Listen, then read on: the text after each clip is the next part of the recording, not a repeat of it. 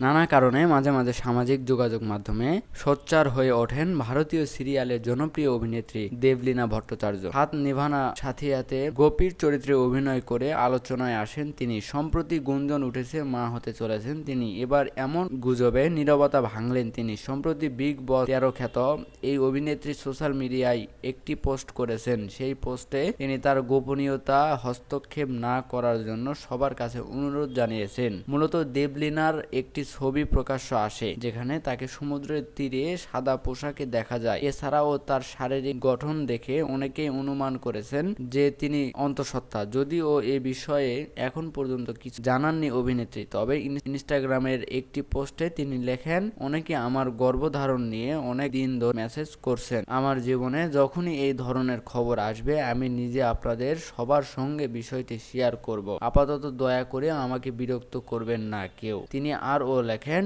আমি গর্ভবতী কি না তা একবার জানলে কি করবেন? বড় বড় হেডলাইন তৈরি করবেন, কন্টেন্ট তৈরি করবেন, নাকি ট্রোল করবেন বা দুই তিনটি সুন্দর কথা বলবেন? তবে বিশ্বাস করুন আমি এসবের কোনোটিরও প্রতি আকৃষ্ট নই। এটি আমার ব্যক্তিগত জায়গা।